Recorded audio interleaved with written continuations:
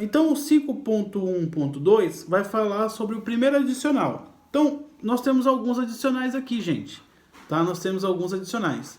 Aí a pergunta é, quais são os adicionais que existem, né? Que tipos de adicionais existem dentro dessa questão de pagamento?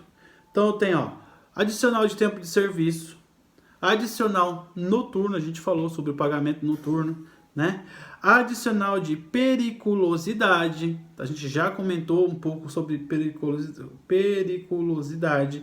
Adicional de insalubridade também, né? Enfim, então são os tipos de adicionais, as próprias horas extras, querendo ou não, não deixa de ser um tipo de adicional. As gorjetas, existem profissões, funções que elas aceitam as gorjetas, são bem aceitas, né? São bem-vindas, né? Diferentemente de outras profissões, uma gorjeta é uma coisa muito séria, muito complicada. Pode até configurar como um crime receber uma gorjeta em algumas áreas, né? Então, comissão e DSR, né? O que é o DSR? O famoso descanso semanal remunerado, DSR, tá? Aí depois nós vamos falar aí também sobre repouso semanal remunerado, salário família, salário maternidade, olha quanta coisa, hein? Quanta aprendizagem, né? Salário in natura. E aí, esses são os tipos de quê? De adicionais que nós estamos vendo, né? Porém, nós vamos ver também o quê? Nós vamos ver mais para frente os descontos, tá? Não se iluda. Quanto mais você ganha, certo? Quanto mais você ganha dentro de uma empresa, maior é o desconto em cima do seu salário, tá? Maior é o desconto em cima do seu salário, em cima do seu imposto de renda, tá? Se você é um servidor público, por exemplo. A gente sabe que o servidor público hoje está na base de 11 a 14% de desconto em cima do seu salário mensal, fora o teto do imposto de renda, que deve estar por uma base aí de entre 27 a 29 mil reais anual. Então, o que acontece assim, se o funcionário ele recebe acima de, eu não sei direito, não me recordo certamente o valor, mas é uma média de 27.500 a 29.500. Se recebeu acima disso, qualquer profissional, se recebeu acima disso, ele já deve, né, já tem o imposto de renda, que ele precisa estar ali, né, mês a mês pagando. Se não houve o desconto mês a mês desse imposto de renda, vai vir no ano subsequente para ele pagar referente ao ano anterior.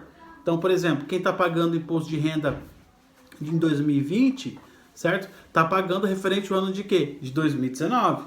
Tá? 2021, quem estiver pagando imposto de renda, vai estar pagando referente a 2020. Então, gente, os descontos ainda são coisas assim muito impactantes no salário, né? E aí, falando disso, de ser impactante no salário, a gente precisa estar bem atento, né? Quais são os descontos que tem no nosso salário. Aí tem aí o desconto devido a adiantamento, né, de salário, tá bom? O vale transporte, tá? Que a empresa ela paga, mas ela desconta também um valor. Na verdade, a empresa e o funcionário eles entram com essa divisão aí, com esse compartilhamento aí de valores, né?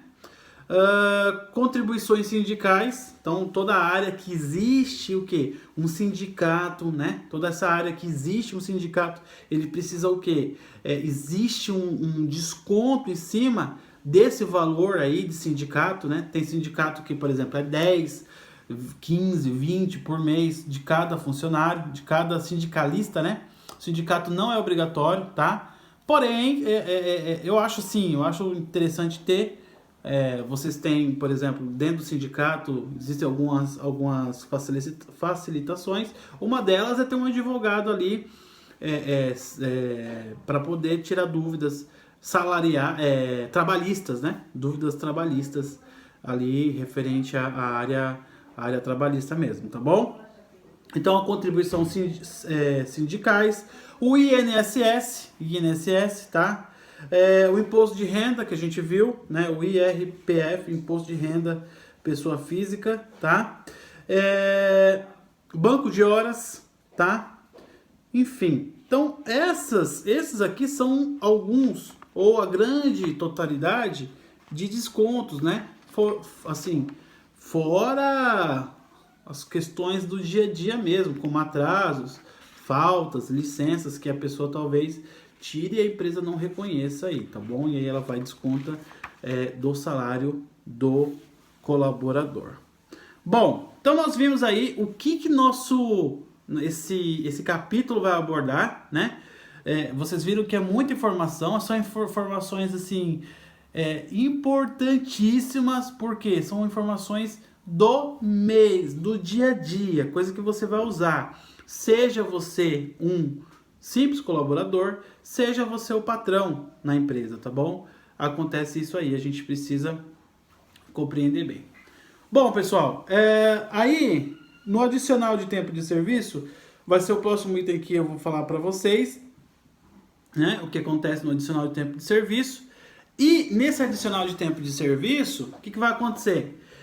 A gente vai simplesmente aqui, eu vou falar para vocês do adicional de tempo de serviço, mas também, o que vai acontecer? Eu vou ler só esse item para a gente poder ver um exercício em cima dele, tá bom? Vamos lá então, ó.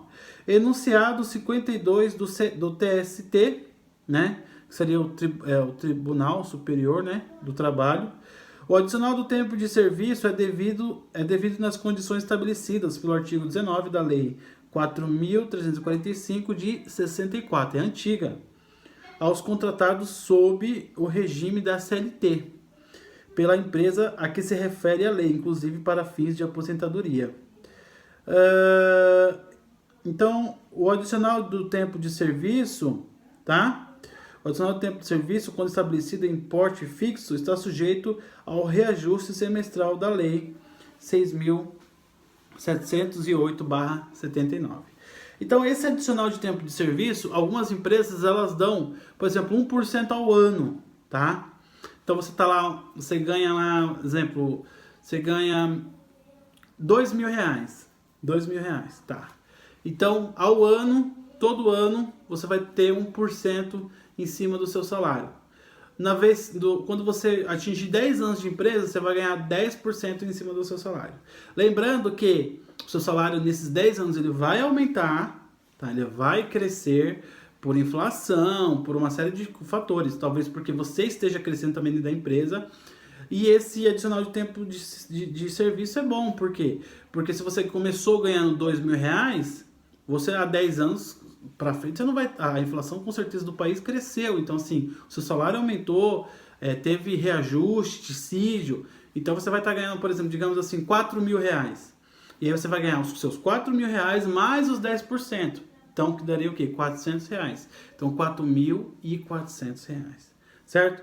Então, adicional de tempo de serviço é isso. Gente, para a próxima aula, o que eu vou pedir para vocês? Eu vou pedir que vocês façam para mim, expliquem o que é o adicional de periculosidade, tá? E o adicional de insalubridade. Eu quero um exemplo de cada um. Uma situação de periculosidade e uma situação de insalubridade. Então, vocês vão colocar no caderno, adicional de periculosidade, explicar o que é.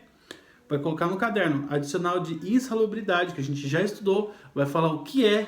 E eu quero um exemplo, tá? Um factício, pode ser uma situação que vocês vão inventar, contando o que poderia ser uma situação de periculosidade, tá? E qual que é uma situação insalubre, tá? Que profissionais poderiam receber isso aí, tá bom? Gente, obrigado pela atenção de vocês. Uma excelente lição para vocês. Espero que vocês tenham entendido a matéria de hoje.